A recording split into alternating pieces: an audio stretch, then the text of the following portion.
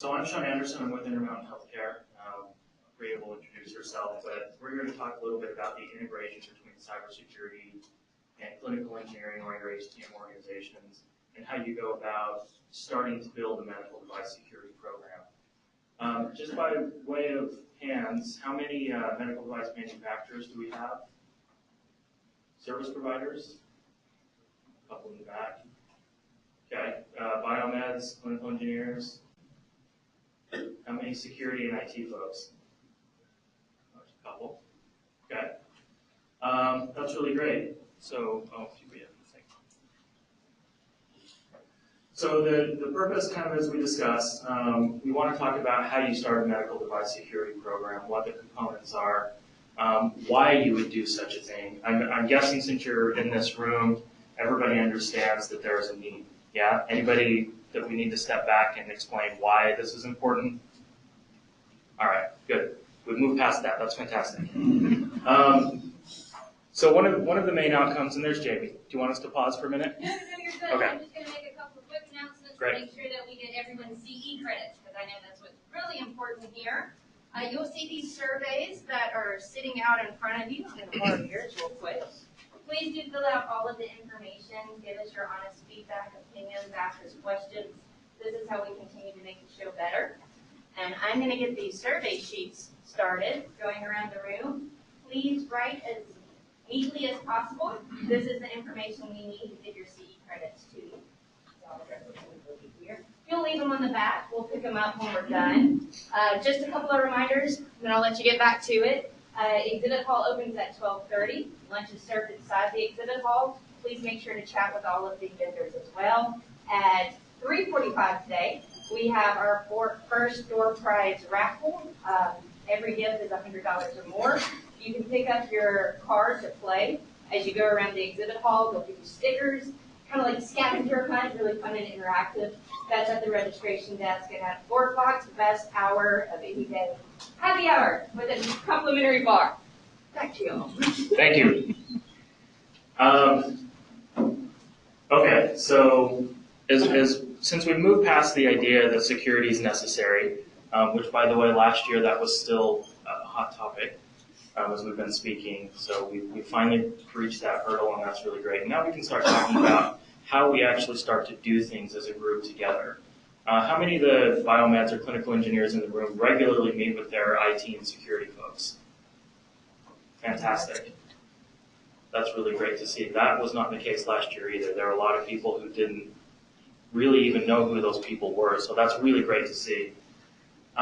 So as we kind of go through the presentation, we'll talk about a little bit of the programs between Intermountain Healthcare and Banner Health, what we're both doing, and how we hope to achieve better outcomes within the medical device security space, and some of the recipes that you can take back with you to your organizations to start having those conversations, to start doing that planning, and try to get a program working in your organizations. So here's the agenda. I won't read it to you. I'll let it sit there for a minute. I hate reading slides. So while you're looking at it, my preference during presentations, and I think Priya is the same way, we like conversations. I really hate standing up here walking through slides. There is no need to hold questions till the end of the presentation. I much prefer that we have an open dialogue with people in the room.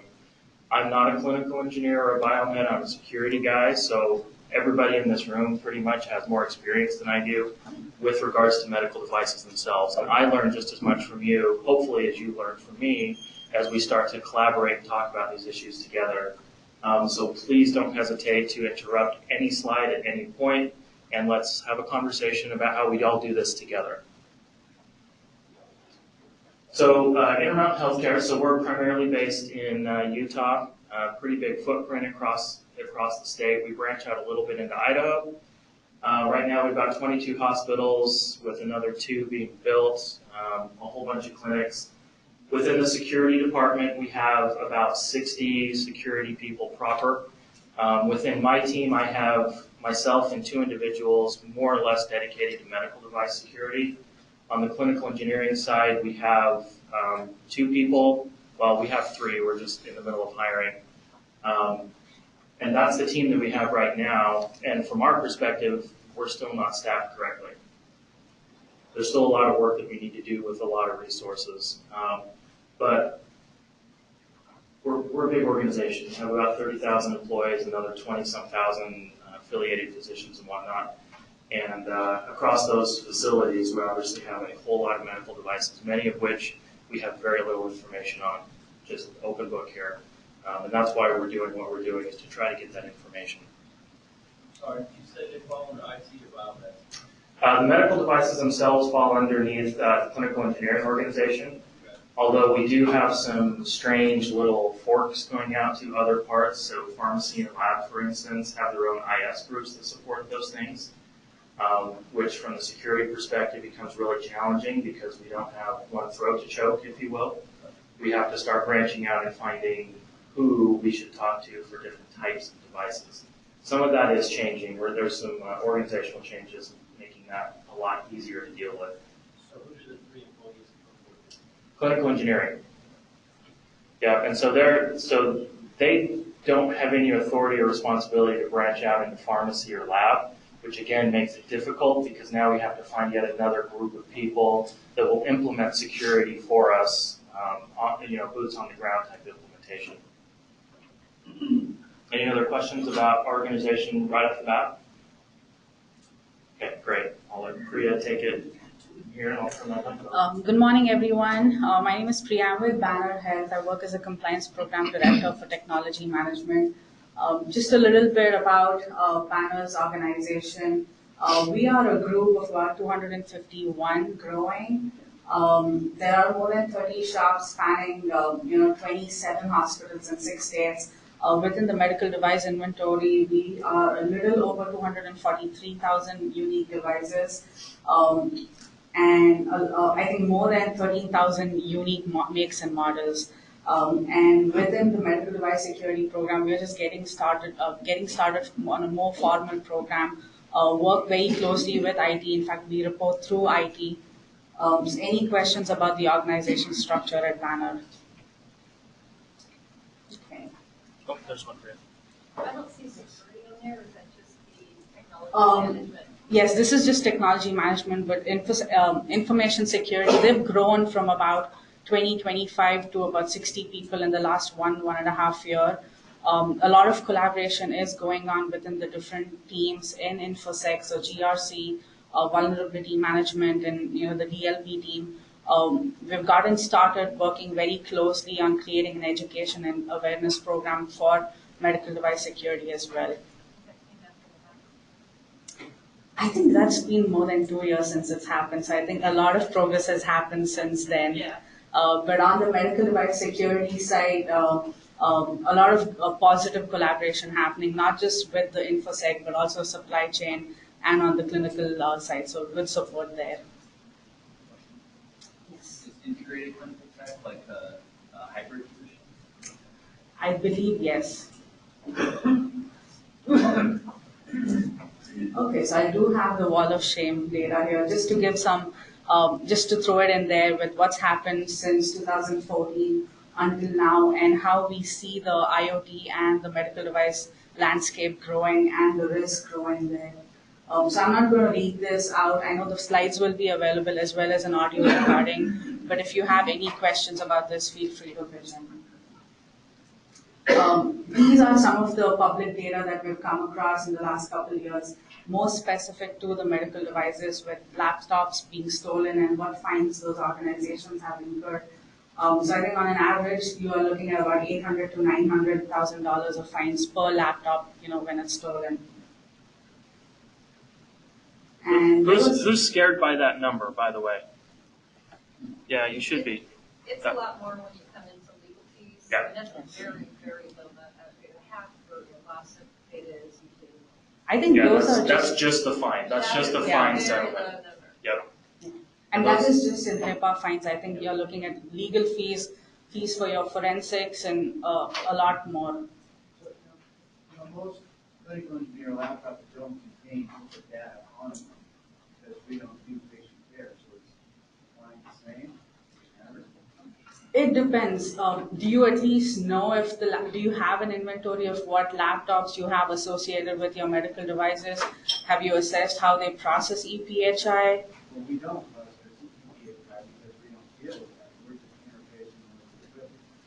Yeah. Right, and the equipment that these fines are talking about primarily are things connected to medical devices that clinical engineering supports or potentially supports. Right.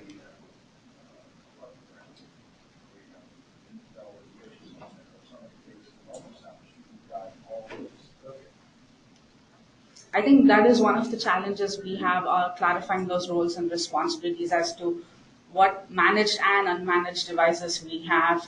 And quite often, I think the workstations and laptops associated with medical devices are where we run into challenges. Who's going to manage that? The vendor is not, clinical engineering is not, IT doesn't want to touch it. So I think that is an important conversation to have within your organization. Okay, and this is, I just have some examples of what innovation we've seen in the IoT market and why that is happening at such a fast rate. There was a really interesting report from the UK Deloitte office that connected medical devices and IoT are just going to grow, and that I think 2022 it's valued at about $160 billion. So that innovation is growing at a very fast rate, and I think with clinical engineering or in the healthcare sector, we have a lot of work to keep up with that growth. And this was an interesting report from Zoo South. He's right here. If you have any questions, just reach out to him. But I think if we actually look at the different types of medical devices we have here, infusion pumps and the variety of imaging modalities we see in patient monitors, they account for about 86% of the security issues, right from weak default credentials, unsupported OS platforms, and just the lack of ability to install patches or encryption and such. So as in HTM, what is our role? So how many organizations here have a medical device security program or dedicated resources around those initiatives? Actually, this is a much better number compared to the last, conference we have. So that's good. And I think the first.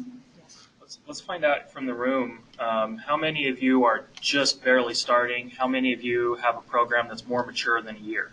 So how many is starting? So more than a year. Okay. Okay, that's good. So look at those people next to you that are doing that. You guys are all in the same boat. And by the way, we're more or less in the same boat as well. So we're all driving this ship together. We're feeling the same pain. So collaboration is super important. And I think in my experience, I've worked in a community health system, then moved on to a medium-sized IDN and then a large-size IDN. I think it's a lot easier to establish and have good set of executable action items in a community hospital than an IDN, just because of the number of loops you have to run and the larger variety of connected devices that you're looking at. So as a HCM professional, one of the first things is understand how your organization is structured. What are the different teams you have within information technology and information security? Understand what is the role of compliance, privacy, and legal as it pertains to medical device management. What is the role of supply chain? How do you collaborate with them for procuring devices, for disposing devices, or how do you work with them through your contracts? How can you put in specific language around medical device security practices? So once you actually understood the different roles and responsibilities, collaborate with the different teams and clarify the roles and responsibilities.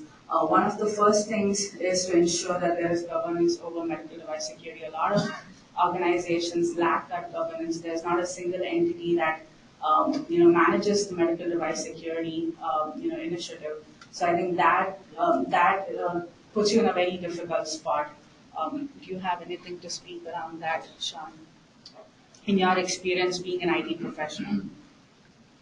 So the governance becomes a really interesting question, especially as you start bridging different organizational structures.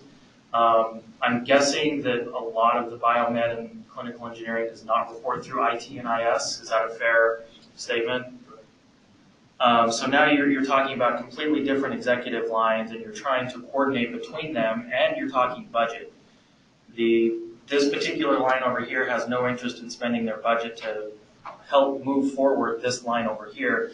And it goes both ways, right? Security's budget, we make a lot of efforts and we put a lot of money on the table, but we would expect our operational partners to step up to the table with a bunch of money too. And if you can't sell that because you don't have the governance reporting up to your leadership, it just dies on the vine and nobody takes responsibility for writing that check.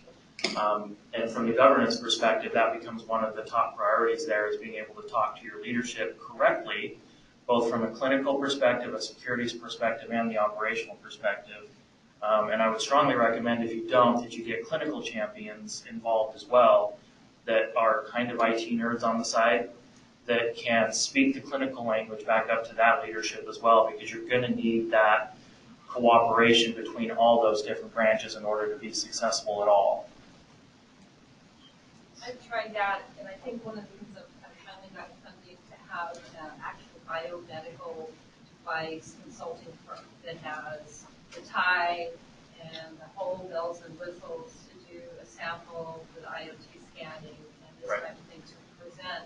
So you've got to work it from the bottom up to understand what the issues are and the top down. And I see that as the only way to get top leadership to understand what's involved and what the risks are. Yeah, and that governance, I'm going to step over here because we're still, the governance really comes into play at that level, at that top level, to drive the initiatives that you want to do for your scanning or whatever it is you're trying to do from the ground up. And as a side note, throw WannaCry out constantly. Use it like Giuliani uses 9/11, and throw that out there, because that's all your executives know about what happened in Europe with WannaCry. And I just want to throw one other thing in. As a security professional and reading the Triad information, now with the identical devices integrating into the electronic medical record, if you understand the context of what threat or what type of people are getting into these devices as well, with an electronic medical record integrated in medical device, you have the potential for a targeted hit where you can turn off medical devices, change the doses on infusion pumps. And so maybe when someone dies, as I anticipate, within 2 to 5 years, then I think it'll be easier. And we're actually going to get into details of that in our slides, Okay. on just the impact of CI or how can we expand that in terms of patient safety. Okay. And so within the HTM, I'm going to focus a lot more on the HTM practices, and Sean here is going to focus more on the information security practices and how we can club the two to have a better medical device security practice. So within the HTM department, and these are just some of the things I've put together from my experience and just lessons learned. Apart from the collaboration, understanding the regulatory language is really important. So how many of your organizations actually have a dedicated compliance or someone who can translate that regulatory language and put that into all of your workflows? Okay. Okay, that's not a good number, so we will work on that. So if you actually look at the third bullet here, I think ensuring that you have an accurate and complete inventory. And with inventory, I mean as well as all the IT attributes. We'll get into the details of what are those IT attributes that's necessary, in your medical device security practices. How many organizations have risk assessments done for your medical devices? Or just how many of you know how your devices process EPHI?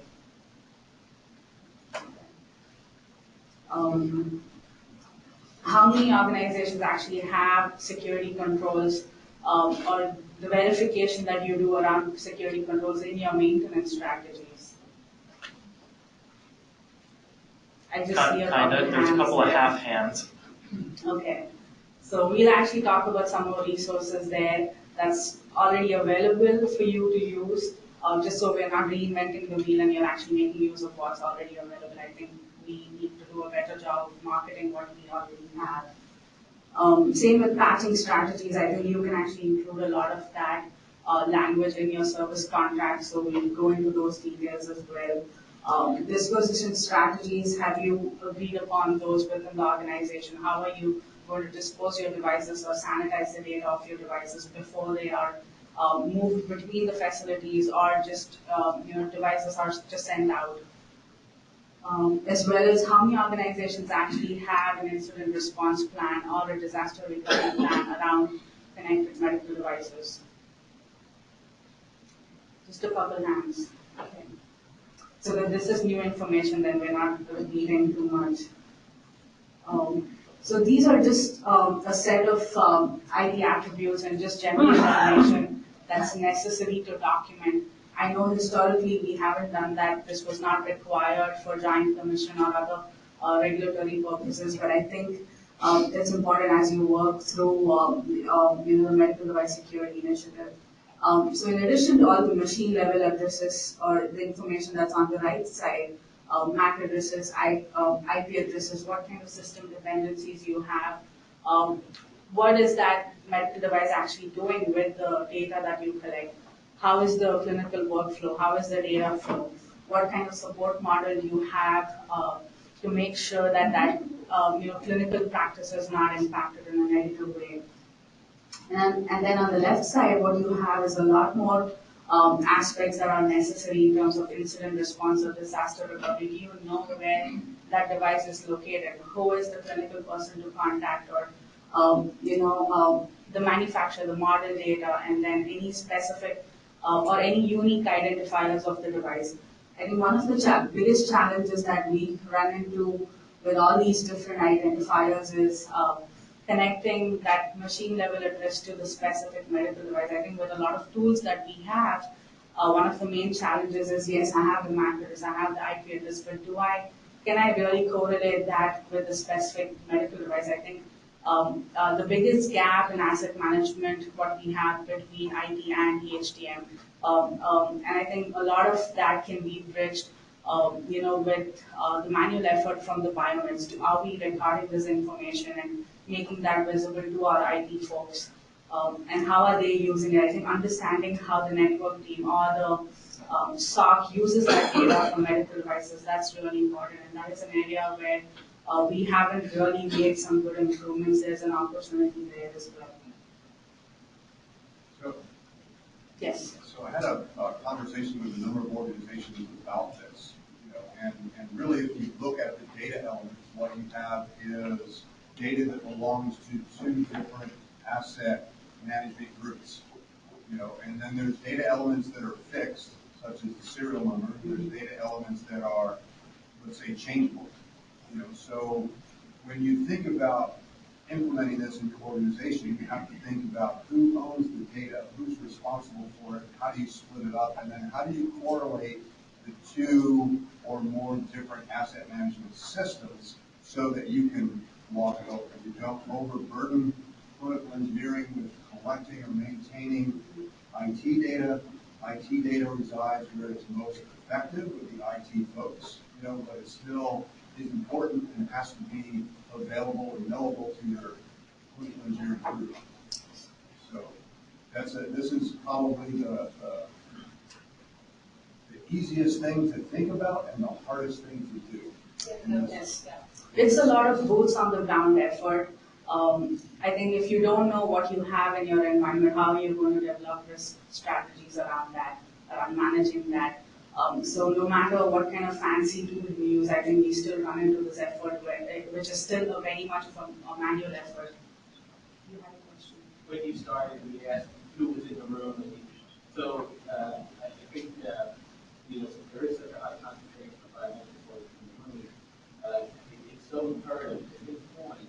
It's so imperative that you're involved in this process. In our organization, the IT team, which we report up, I report up to the CIO.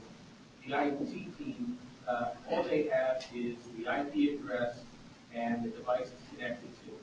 They have full access to our CMMS product, so that if they want to drill down into detail about associated the IP address with the AE title, the MAC address, and all that data, they have full access to that through our CMMS system. So, there's owners on both sides. They typically, and I don't know how others, but the IT team are not intimately involved in the medical device aspect. That's where you have to step up. You have to gather that data and put it into a CMMS product.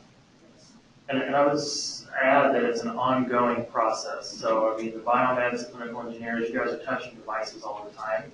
And part of your process is to validate that particular device in the inventory and make sure that that information is correct. Down the road, you save a massive amount of time and effort. So I would add that, or strongly suggest you add that to your normal maintenance procedures, just to validate that level of information that you have in your CMMS, because once that gets out of whack between your IT system and your CMMS, boy, you're struggling, right? It's really hard to track down a device, and if you're talking about a WannaCry event or something similar, if you can't find that device for 6 hours, you're hurt. That clinic is going to be down for quite a while, because I guarantee the leadership is going to step in and put you on the vert. And don't look to the IT team if they know. Right. They don't have. We don't know that information in IT. We can give you the IP address of the thing that's misbehaving. You have to tell us where it is. So one approach is, as you do your incoming inspections, make that part of your incoming inspection templates. Or since you know your biomeds are actually touching the device, include that as part of your maintenance strategy to, document all these machine level addresses. Yes. I want to challenge you a little bit on that, Sean. Okay. From an IT perspective, you would know more than just what the IP address is. You're going to know what network switch you're talking about. Right. Or Cisco, the wireless application. You'll be able to narrow down a little bit more than that, right? Yeah. I was being a little flippant, but we're not going to be able to tell you it's a particular ultrasound machine in this particular clinic. We might be able to say it's on the 4th floor of this facility, and probably because it's connected to a certain VLAN, that if that configuration isn't correct and it got put somewhere weird, which I'm sure never happens at your organizations, the devices show up on weird networks where they shouldn't. That's where we really need that integration to say, this is the information we have. Clinical engineering, biomed, what do you know about this device? We know it's in room 402. Yeah. But isn't that almost the same level of information? This stuff moves around so much. I mean, we're talking Right. about an infusion pump Right. or ultrasound, mobile one, or Tara. I think for the most part, if it's infusion pumps or monitors or even the imaging modalities, you know that information. It's either on a separate network or with the imaging modalities, it's a lot easier because of the AE title and the dedicated IP addresses you have. The challenges we run into are those onesie, twosies. Just I mean, physically, Right. we were just like, kind of addressing. Yeah, and the clinical engineers are, in my experience so far, much better prepared to give an idea where that device should be. Whereas if an IT person or someone from our security operations center starts seeing goofy behavior, we're not sure even what we're looking at, right? We've got an IP address, and you guys can say that's a GE whatever. That doesn't mean anything to the IT side. We know where laptops and servers and those kinds of systems are, so we also need to know the criticality, and we can talk about that later as well, but from the security perspective, we have a tendency to want to shut things down immediately when things go a little bit screwy, and if somebody's in the middle of a procedure, that's a really bad idea. So that's again where that partnership between clinical and clinical engineering comes into play, because again, IT and security doesn't know necessarily how the device is being used and what the patient safety impact is if we bring down the hammer and turn it off. We talked about having all this information captured, bringing it into the inspections. We have also in my house added a step to each of our PM procedures on data integrity to ensure completeness and accuracy of the data that is in the system on a model record. That included most of Yes. my I think there are several articles available if you have access to AE's publications, or even some of the other publications that AE has released in the last couple of months. So we'll actually talk about that as well. And just key business drivers for your dedicated MDS as medical device security program. Just understanding what is your organization's appetite for risk. How well are you prepared in your clinical areas in the larger facilities, as well as how well prepared are you if something were to go down, if you were to have a network outage or something. Do you have an emergency management procedure that includes the cyber aspects? And I know that is not explicitly outlined in the EOC standards, but if you actually go over the emergency management standards of Joint Commission, there is a little line item there that you factor in what is needed to do when there is a cyber attack. So take a look at it and then work with your EOC teams as well as there is usually a business continuity and disaster recovery team within IT. Work with them on how better prepared you can be as an organization. This is the most important part. So when you're actually justifying the cost needed around all these efforts, we just give you some rough numbers on how much time it takes and how you can kind of put together in terms of the dollars spent to research the data, researching data meaning understanding your devices, putting together some documents around how the clinical workflow looks like, how is the data being transmitted or processed, completing risk assessments. That is not an easy to do work. When you don't have the information, there's a lot of going back and forth with the vendor and the business owners or your clinicians using the device. Patch management, coming up with the different recommendations or strategies to apply patches, clarifying roles and responsibilities. The hours that I have here are the hours spent once you get all the information from the different parties. It doesn't, I don't think I've been able to quantify how much time is really needed for the different variety of devices. It depends on the skill level of the staff members that you have as well. I do have incident response, and I know NIST and MITRE have a new article that was published that talks about incident response specific to medical device security. I think that was published sometime earlier this week, so take a look at that as well. Is this per model? Yes, this is per model. And this is just something based on some of the work we've done previously and what we've discussed among the other healthcare technology security related professionals that I've worked with. So on an average, if you were to have your risk as low, medium, and high, and how much time does a technician spend on applying patches? So if you were to quantify that for about 75,000 devices, 7,500 devices, and that includes your monitors, your infusion pumps, your imaging modalities. I don't have I don't have the number of infusion pumps and such, but I can give that data if anyone wants to know about it. So I think on an average, this is the cost for just patching all those devices just once. So on an average estimated cost per touch per asset, you're looking at 35 to 39, and a lot more if you're in the DC area or say California, such areas.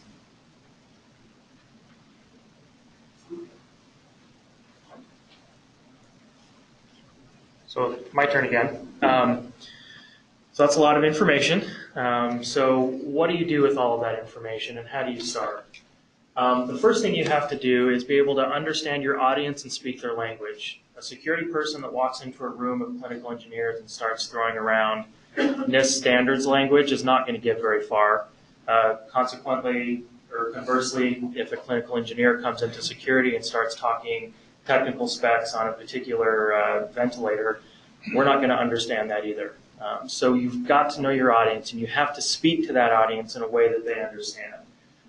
The best way that we've been able to communicate this and the quickest way to get buy-in is to talk specifically about patient safety risks and about the care delivery risks. When we're talking medical devices, the other stuff like the business risks, yeah, people care and they're surprised by those numbers, 3.9 million, 4.5 million for MD Anderson.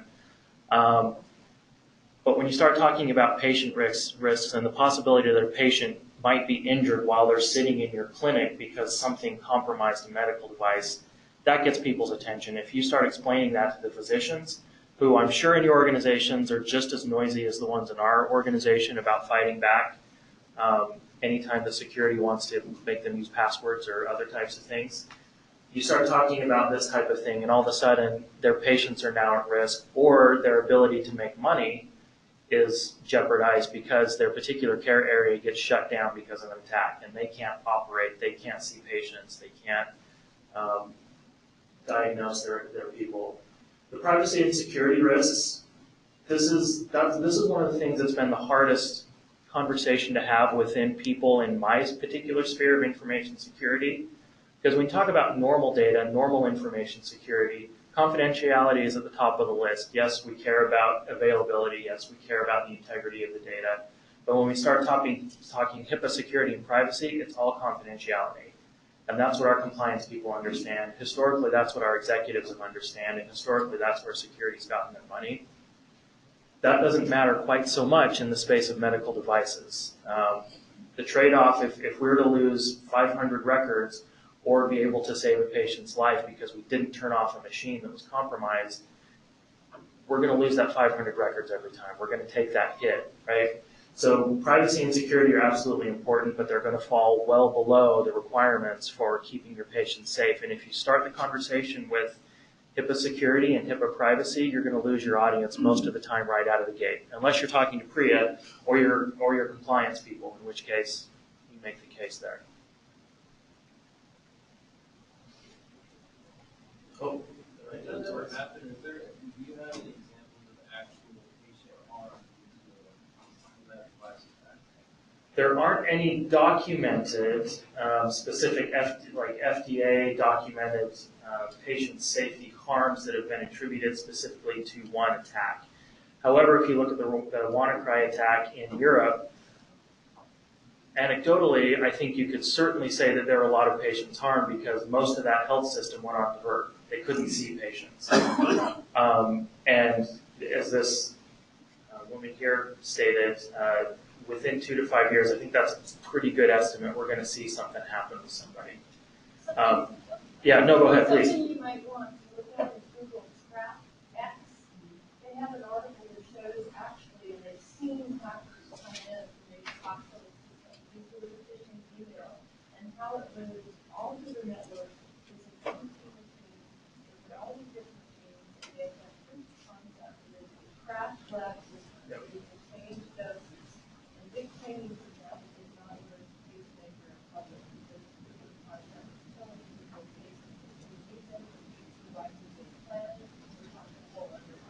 I think a few years ago, Jay Radcliffe, he presented a similar concept around pacemakers. And I know Billy Rios in one of the NHISAC conferences, he actually showed a video where you could change the dosage rates on an infusion pump remotely. So there have been some research studies. They did not. I feel like that was a scare tactic that really hurt Yeah. our industry and they caused panic. You had to physically touch Yes. that pump to do that. That was not put out to the public. And the actors are perpetrating this. They're after money. They're after your patient records. The ability to kill your patients doesn't do anything for them. Right. The ability to steal their data does something for them. And that's how they... I think for the most part, medical devices are just part of that larger chain that gets impacted. Yeah. Yes. I would really strongly disagree with that. I think that might be the case now, but there's also intellectual property. They talked about how much medical devices are worth now. I've heard the story that some other countries, their R&D is actually happening in systems, and they're doing that multiple places. Beyond data, this is a control thing where they can bring systems down. If they don't want the data, they get a lot more money by bringing down the availability of people in. Also, target attacks will be easier with the EMR. The things that these hackers are everything from nation states, not people who want money. So we're talking about two people. Everybody goes into a hospital. I've also seen the FBI and the government organizations say this information is disconnected from the 80 million records that were lost for remember that system? I think it was, anyway, the insurance company. They had 8 million We're talking Anthem. all of their studies information, hackers call it, so there's a number of things that they can want, and then targeted attacks will help. And I think if you look at the hacker landscape, if you will, medical devices are on the radar much more than they were 3 years ago. For example, DEF CON and Black Hat over the last 3 years have had multiple presentations about compromising medical devices. And I agree with you, about the Billy Rios infusion pump thing, you did need physical, he did muck with the firmware. But the types of attacks that are now being proof of concepted are not requiring that physical, the physical touch. There was an interesting presentation at DEF CON that was a patient monitor, and they got in the middle of the communication chain between the patient monitor and the EMR and changed the data. So when the information went to the EMR, it looked like that patient had tachycardia. And they did. And so now you start making diagnoses based on potentially flawed data that was able to be done remotely.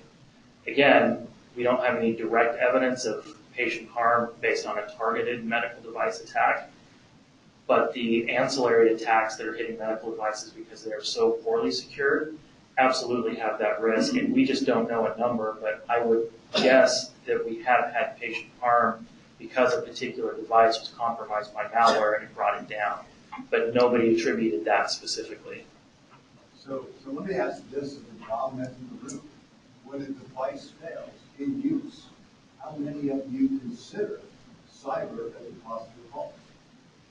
Because I think, to the point that's being made, if you think about the ability of interactions between patients and devices, which understands the reason that it has happened, right? We don't recognize it. The only thing, it's not, in that situation that I've seen, it's not inaccurate, or inaccurate, But the next session is 11:30. OEMs that's playing games, that's getting into the devices. I would venture to guess that many of us have access, VPN access by OEMs with service information of your CT, MR, things like that. I've seen that a CT and an ED crashed because an OEM came in at a wrong time in the middle of the propagation. That, yeah, sure, that Doesn't even have to be, it could be the actual clinical use that's plugging in a virtual phone with USB port, and then all of a sudden, so how do you control that too? Right, or playing Tetris on your patient monitor because you can load games on it. Yeah. So a lot of hospitals and facilities have the IS departments not very good at saying they don't plug your phones into laptops, you don't plug your phones into unless it's a company owned one. Yep. And the tagline that Tom said, the Sutter, where we have been contacted because there has been malware on our system, it's come in basically the same way. Somebody came in, got on a CP, got on their accelerator, got on a programming computer for the Linux, and decided to go out and check their email.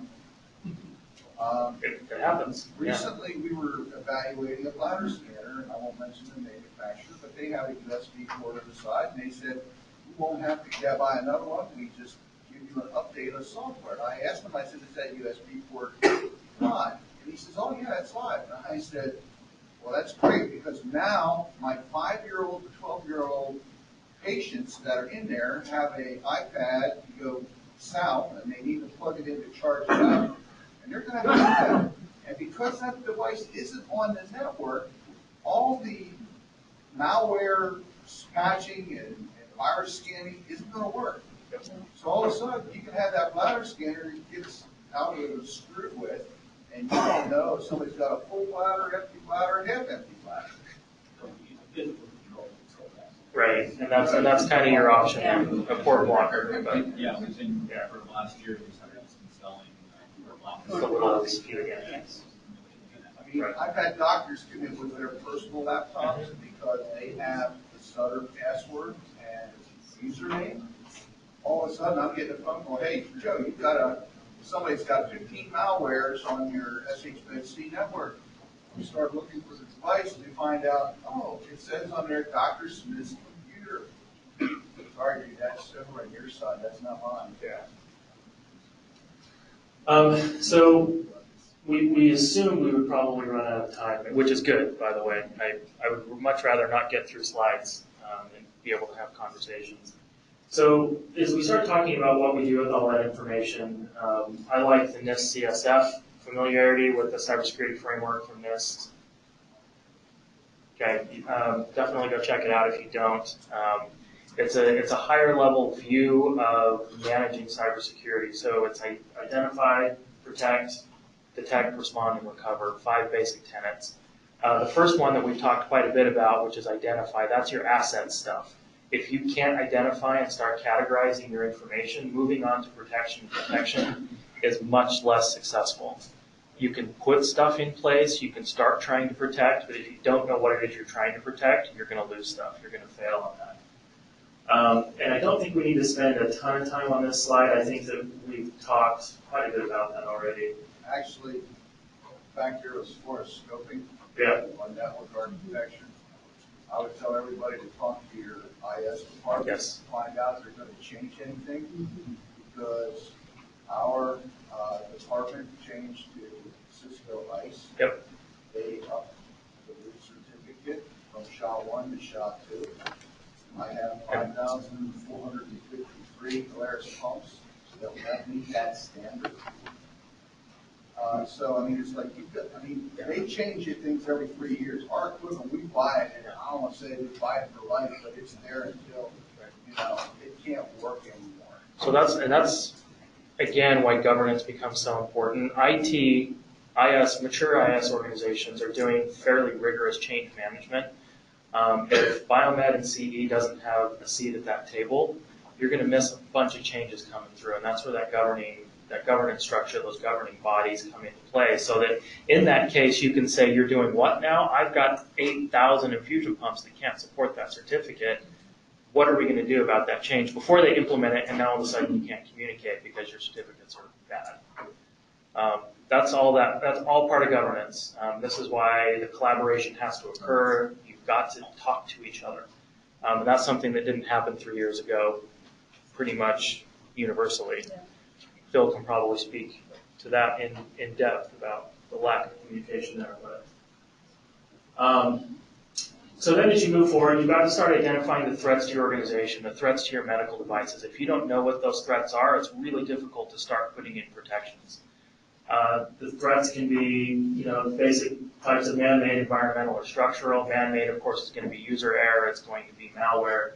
Other types of insider threats, environmental, loss of power, those types of things. You can plan for those from an operational and security perspective to make sure your clinics stay up. And then, as Priya said, you've got to determine your organization's appetite for risk. If you're a little bit more risk-averse, like Intermountain, we're willing to put more dollars on the table to bring that risk percentage or that risk profile much lower than maybe another organization who might be able to tolerate a little more risk on their executive side. So it does need to be cross-functional. We talked about that. Let's see. We've had such a great conversation. I'm trying to skip stuff that we don't need to talk about. So that thing in blue we have there is just to kind of better relate to the HTM audience. Think of security as leakage and grounding standards. You have all these vulnerabilities. You have all these risks that need identifying and remediation. And then grounding is like, how are you going to protect those risks that you have, or how do you protect your organization from a negative impact? So here's the other thing too, right? As clinical engineers, if you lose a tube, your staff knows exactly what to do.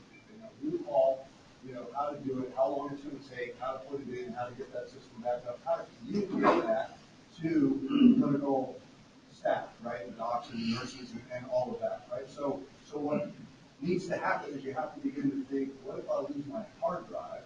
What if I lose my computer system? What if I lose my ability to connect this device to a network? How am I going to recover that? Right? So we do it day in and day out from physical break fix routines, and we're good at it. There's nobody better. But we got to think about how to do this with the kind of IT and interconnected failures. It's just expanding sort of that scope of response, and bringing it in within our comfort zone. Yep, I agree with that. I actually had to agree with my call center. If I have multiple devices, it's a bit more.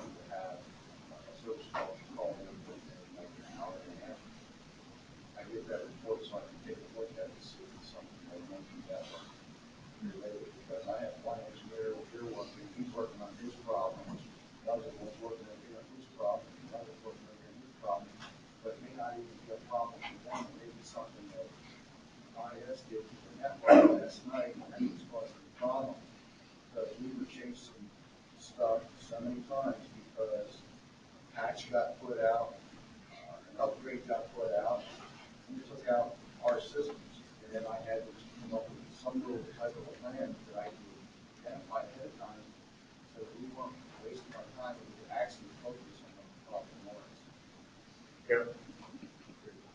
In the two organizations I worked in, the leader of risk management was a very well-respected voice within the organization at the highest level. I'm curious, if you work with organizations, how much that person or group of people has been engaged in this initiative.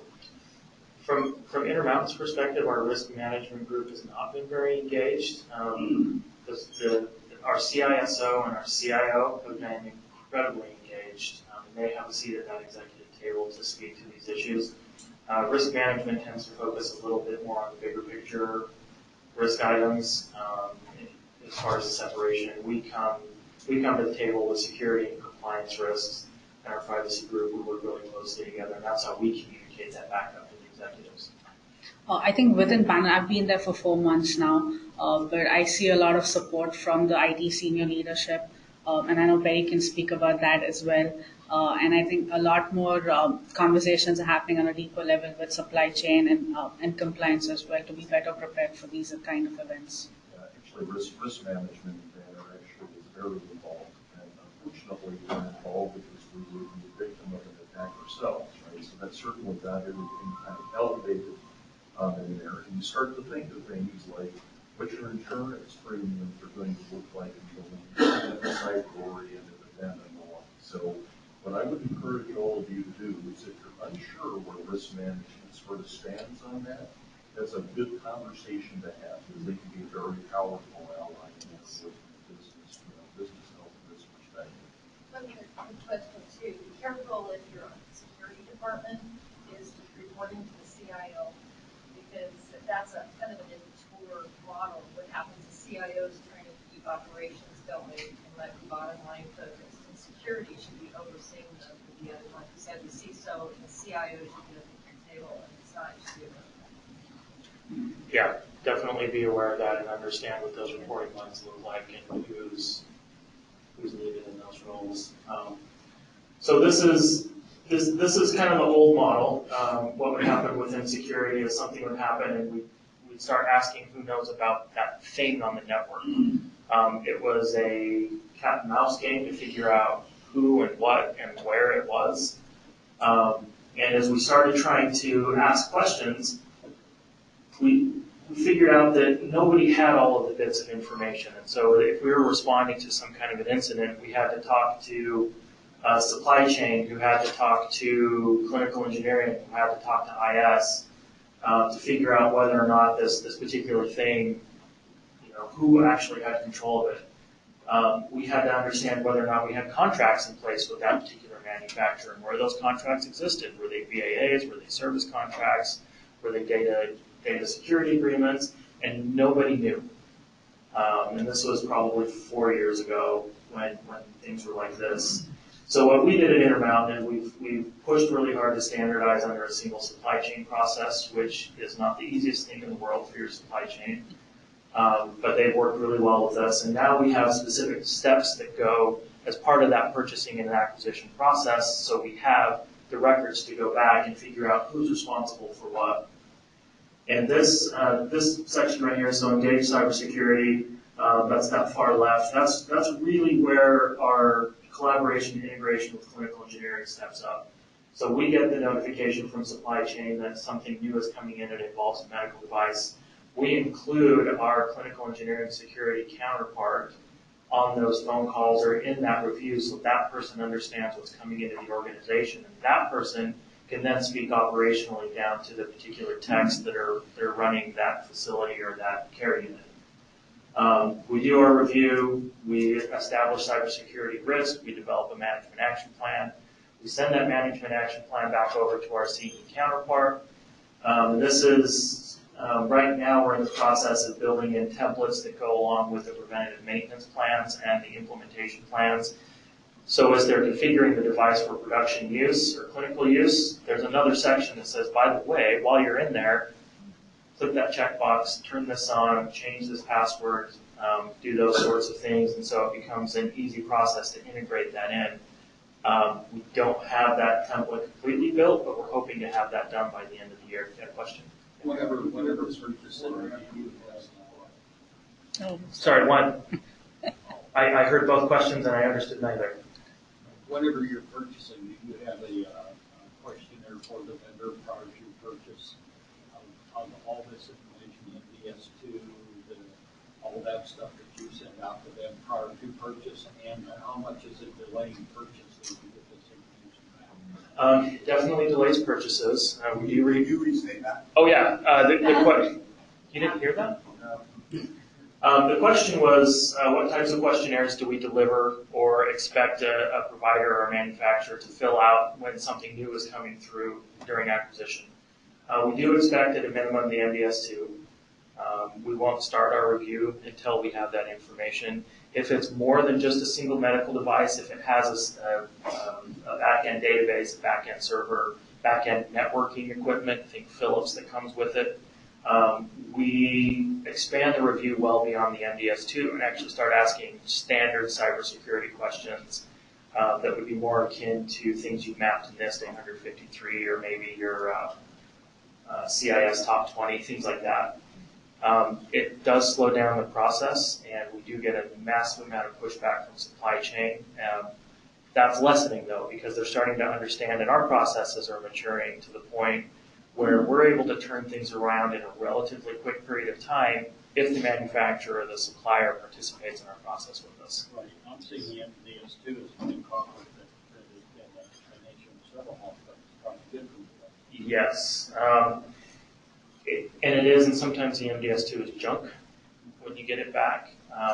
And we try to work with that and get information. The worse that document is, the longer the review takes. Will you guys share your questionnaire that you're sending the vendors? I think that would help all of us, because we're all trying to reinvent the wheel on some of this stuff. And I think if we can collaborate and get some of this shared, it would be extremely helpful. Yeah, and I was going to make a plug there too. So MDIS has a product called MDWrap that currently is free for providers. And they have an expanded set of questions that go beyond MDS2 a bit, and they're also revamping that question set to more encapsulate MDS2, 3, whatever they're calling the next version. And that question set is fairly useful as far as information gathering, but again, it focuses more on the particular medical device. And if you're talking about the back-end systems and servers, I would talk to your IS security team or your GRC team, because they probably have a standardized questionnaire that they want to use, because they've been doing risk assessments on IS systems for years now. This is just adding the medical device component into that IS review. I think the MDWrap questionnaire is pretty comprehensive. It focuses more on the clinical use and what the impact would look like. I know Phil shared that information with me about the MITRE's revision, MDS2 revision committee that's putting out the new version. I think there are a lot more questions that focuses on product security updates and system and application hardening for the medical devices. So get involved with that group and just know when. I think the intent of that was to provide a single source to the industry, which will make it easier on the manufacturers as well.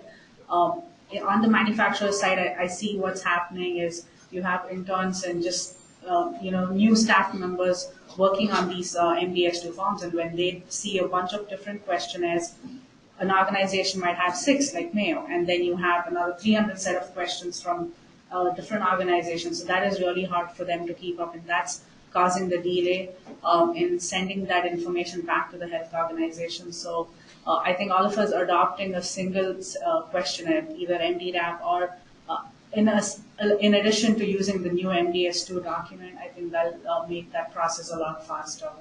Shameless plug for NHISAC. Phil Engler and I will be speaking about that, the changes to the MDS2 and how that affects our organizations, if anybody's interested in that presentation. So you're doing this before it gets purchased? As much as we can. It's not perfect. There are things that get pushed through in different types of capital purchases, and we find out about them later. But this is where our collaboration efforts are still trying to wrap everything into the process. What we're doing as far as working on all that, we're making sure that the PAA, we have security risk analysis on this too, because all through the security people do that evaluation. I'm making the vendor, especially if it's a wireless device, bring that device to our shop, and we will actually put it on the wireless network, or attempt to put it on. We've had people say, oh yeah, it'll go on this, we support everything, and then you get in here and find out that this won't go on our network in a secure manner, where we're using the root certificate. So we actually vet that piece, and once we get it on, then I call over to the IS department, and I have them run a rapid 7 scan against it for vulnerabilities, so you can see if there's anything there that we're not seeing that didn't show up on the MDS2 as far as vulnerabilities. And it's amazing how we find that stuff out. Another question I've been asking of a lot of manufacturers lately is, what's the operating system? And you'd be surprised how many are still trying to sell me XP. Yep. And it's like, it's stupid. Why would I want to buy something that I can't protect on my network? Yeah, we're trying to get the space and the resources to do that type of activity as well. We don't yet. From the medical device side, I'm working on that. But And one of the conversations we had when I was with Intermountain was to set up a lab where we could evaluate these new technologies and put it on a separate network and see how it behaves, do some sort of a black box testing. I know very few organizations that are already doing that. So maybe Mayo or Stanford, just collaborate with them and see how you can develop a similar process in your own organization. Basically, we just have a workbench. Yeah. Yeah. Yeah. Yeah, that space for us is being built. So, talking about processes, you probably have a chance to read the slide. I'm trying to skip through things we've already talked about. And this is going to be a lot of your security stuff. So, for example, do you have firewalls in place at your different facilities? Are you implementing network segmentation? Do your clinical engineers in the group, do you know the answer to those questions? Does your network architecture team, your network security architecture team implement microsegmented networks that you have to know about and be able to understand the data flows? This device communicates with this device, which communicates with the EMR. If you don't understand that information, your implementation is going to go horribly wrong, and you're going to blame security, and then we all fight. The other thing that's critical, I think, on this slide is for the clinical engineers in the group, your teams have to start stepping up to technology and move away from a focus of break fix only. It's the times of only being able or only needing to do a lot of mechanical work are quickly coming to an end. The engineers need to do engineering work. They've got to be able to understand the operating system environment. They've got to be able to understand the networking environment. And we have engineers in our clinical engineering group that are fantastic at that. And we have clinical engineers in our group that if they see a cable, they walk away from it if it's a network cable. That's critical. That's a critical training component in order for a medical device security program to be successful. I can't talk to you about how to fix a ventilator. I can talk to you about the network. If this clinical engineer can talk to me about the network requirements for their devices that they manage, now we can have a discussion about what we do for the organization that's in the best interest of our organization and our patients. So we're going to start paying Bob as more IT desks with that Welsh. I'm fine with that. Yeah. I don't make that decision, but you have my vote. Y'all should be paid more. There you go. So education is very critical, as Priya taught, and I think we can probably skip this. We talked a lot about education. This is an example of a medical device cybersecurity procedure that we worked on at Intermountain. Essentially what we did is we took our big information security policy and the rest of the policies, which, by the way, for the clinical engineers, how many have read all of your security policies? Okay, all right. If you had read them, you would have seen that they don't apply to your space very well at all. Most of the lines you would go through and say, I can't do that. The manufacturer won't let me do that. I can't implement that. I can't control that. So what we did is we developed a cybersecurity procedure that went through our information security policy and walked through those big policy statements in terms of how it applies to medical devices that connect to the network. We scoped it very deliberately to those types of devices. because we didn't want somebody to be snarky and come back about how you control a scalpel. But these are the types of categories that we put into place, and these are the types of procedures that we wrote in coordination with our clinical engineering counterpart. And I think we came up with a really good document that can be implemented organization-wide for our biomedical and clinical engineering groups. And these are some of the high-level topics. You'll get these slides. By all means, use them if you would like. So NIST just published an IR, NIST IR 2883, that takes that slide and gives you good information that you can talk to your leadership about, good contextual information, and they named 6 categories, subcategories of control areas that you need to adopt for IoT or IoT. Yes. So no, this is different. This is NIST. Published last month, wasn't it? Like last month, the IoT cybersecurity. Yeah, I just became aware of it. Yeah, it was very recent. Yeah, If it was it was at the the end of last September or middle of And September. they something really, like they really emphasize the vendor supply chain. that. Yeah. What was that number again? NIST 2883, NIST IR 2883. And then how many in the room have actually purchased the AMI Cybersecurity Practice Guide? So all the different aspects of life cycle management in the previous slide, it's expanded upon and detailed in a set of 13 chapters in the AMI guide. So I would strongly recommend purchasing that and spend some time with that guide as well as the IEC 80001 series. Also TIR 7, which focuses on the manufacturer side. Yes. So you know what the manufacturer is doing with mass. Yeah, that's a great point. Manufacturers, there's lots of folks on that side that have access to your devices. How do they handle terminations? What's That's the huge. process? Yes. You should have copies of that process in place, so if you are attacked, or there is an issue, there's some culpability and accountability. How do organizations accept risk? Like I wanted, like, when you say, okay, we can't do anything, we're either going to accept it or we're going to buy you $1.5 million. Fortunately, that goes well above my pay grade, so I get to walk away from that. But from the security perspective, we do everything we can to lower that risk as much as possible, and then we present that information back to our CISO, who communicates to other leadership. If it's something that's critical, it could go that high. If it's something that probably won't affect the entire organization, we're not going to breach a lot of records. There's not going to be a huge financial impact. It's not going to reach that executive level, and the boots on the ground security workers like myself, it's our responsibility to bring that information to the table for our CISO to make a decision about whether or not it should be escalated. In the case of Windows XP, that's a really good example of accepting risk, because from the security and IT side, we know that those should all be ripped out of the organization, shredded, dumped in the ocean, not the ocean, dumped in a recycle bin, and you move on from there. But we know we can't do that. The organization doesn't have $1 billion to replace every XP system that might be out there. So we do what we can to control risk, and anything that's left is what's accepted. We'll accept that you have to have physical access to this device to compromise it, because the likelihood of that compromise happening is fairly low. Does that help?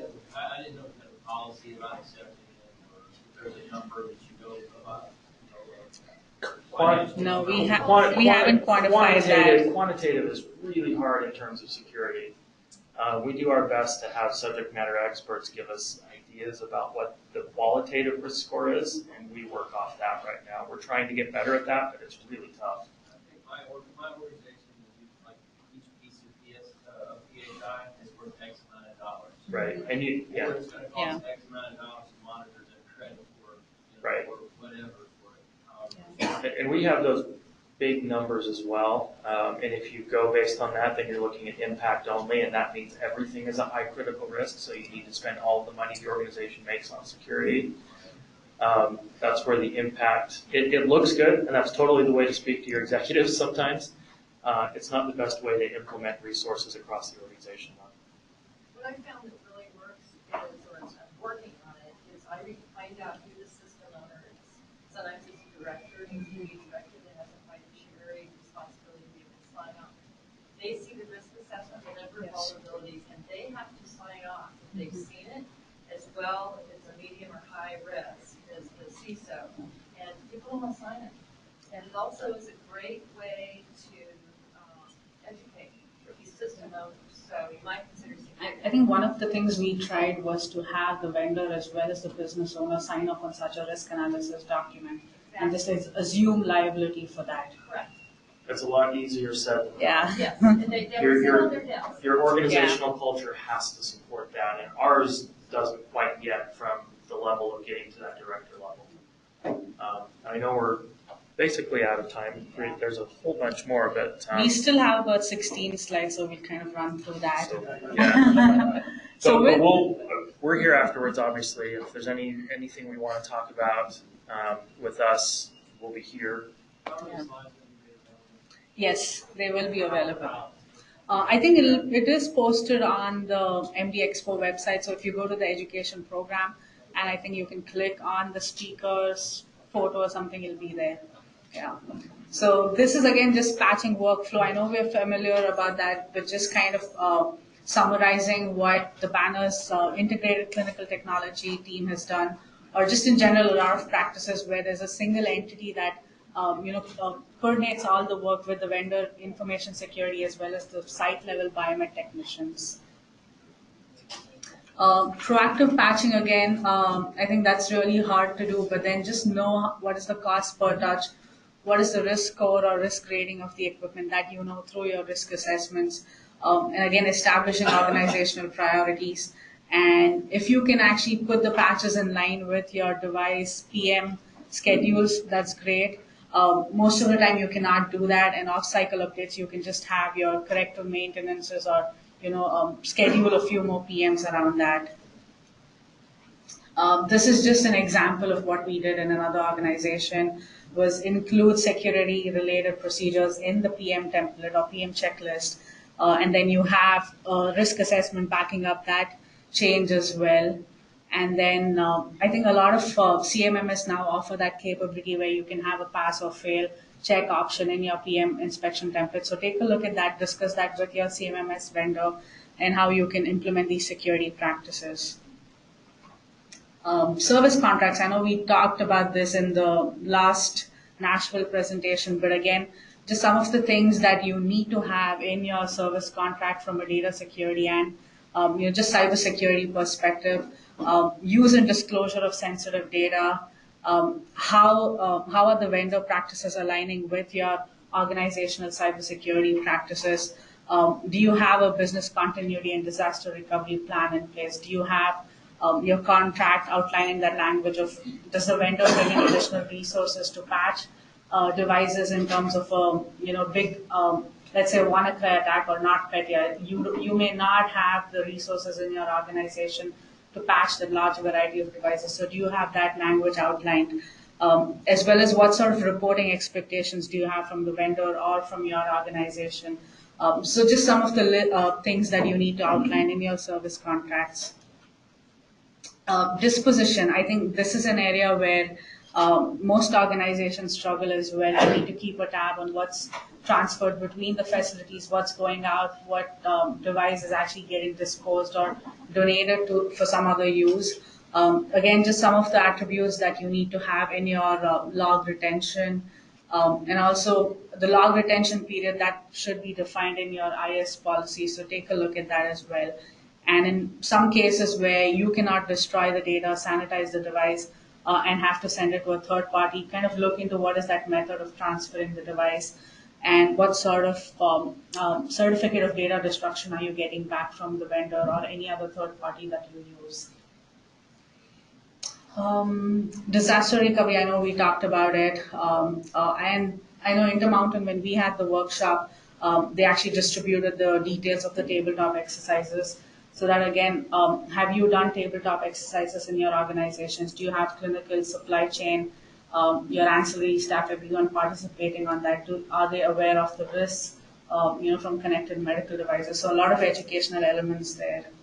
And HISAC is doing a lot of events around this type of a thing, well, multiple times per year. So if your organizations want to participate in those, I highly recommend it. They're very fascinating, very, very good for your especially your clinical environment folks. Who was that?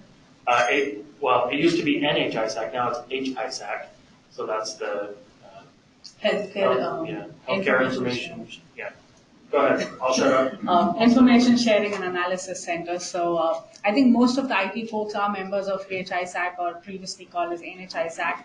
So it's a good opportunity for the biomed or the HTM site to get involved with them as well. This is just a list of some useful metrics that you can report up through your leadership. I think these are very well appreciated in a lot of organizations as well. So I've just outlined a few that I've discussed with my Banner IT folks. So what are we doing in Banner? So we actually just established a medical device security governance committee. We had a kickoff meeting, but then we've outlined a set of objectives and still need to get started on that. So that's where we are at. I think cybersecurity has been more of a firefighting approach. So just formalizing what we do around that aspect is happening right now. We are in the process of refining our policies and procedures and setting some baseline standards around medical device security. Looking at tools as well on how we can monitor and identify the network connected equipment. Patching strategies, that's an ongoing discussion. We are more involved with reviewing what data security elements we have in the contracts, and if patching strategies have been agreed upon, as well as how are we going to receive those regular patches and then work with the facilities to install those patches, mainly the boots on the ground work. So that's happening right now. So Intermountain is doing a lot of the same types of activities, and probably the same types of activities that a lot of people in this room are. So some of the things we're looking towards is the medical device monitoring. I know that there's a number of you in the room who are also evaluating these types of technologies that do passive network analysis, as well as behavioral analysis to understand whether your medical devices are misbehaving, whether there are known vulnerabilities, and also to just discover things that maybe you didn't know about. I think the statistics are pretty good, and Shu could probably speak to that when these types of monitoring tools get put into place, there's a good 20-30% that the organization didn't know about. So we're also exploring this idea of assessments for clinical care areas. So example, we would go into the cath lab and do a security assessment of all the devices, the processes, the workflows, not so much an audit. I don't care if there are policies in place. I want to understand the resiliency of that particular clinical area. If there are specific devices, computer systems, that if they were compromised, the whole cath lab would be brought to its knees. Or if there are devices that get compromised, they have another process they could follow that gives us an extra day or two to resolve that risk or recover from that particular event. This is kind of a big push by me, and we're still trying to figure out the best way to do this. But we see this as a way to demonstrate our value back to the clinical stakeholders who are actually in those clinics. And then, of course, we're trying to increase our scope, because I like to bite off way more than I can chew, to include home care and some implantables. Home care is very much growing in our industry. We're focused heavily on telehealth, which is massive home care devices everywhere. And we need to understand what those do and how those communicate back to our network, back to our EHR, and how those exist within the patient's home so that we can help them be safe, right? Because that's what this is all about. Executive level dashboards and reporting, we've talked a little bit about that. Those are critical in order for us to justify our expenses. And then we're also working towards doing more technical vulnerability assessments, a la Sutter, to be able to kick off and expo scans and things with new equipment that comes in. Obviously requires more resources, which is why it's in the future strategy. So here's some references that we have. Oh, you have the clicker. I was shocked. Stuff's happening. These were compiled by Bill Hagestad, for those of you who know him, cybersecurity expert in the field.